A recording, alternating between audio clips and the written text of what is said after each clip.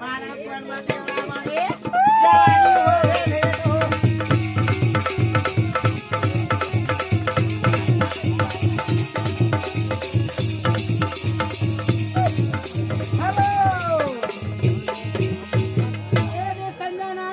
करिया कहेगा रूप सामाही ढोलटू राम बना दी करिए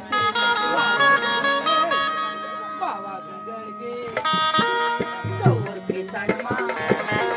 बाबा बिगड़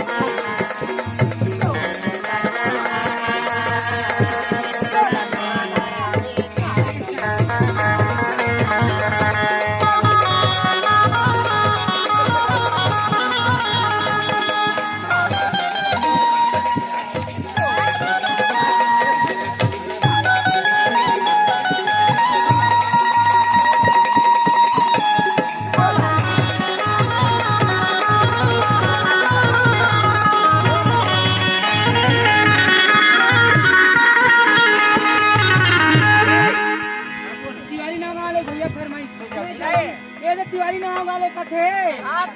पीना है तो जीना है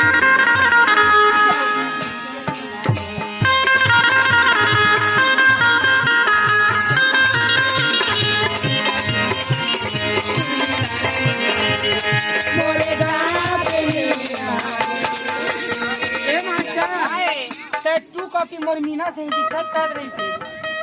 पैसा है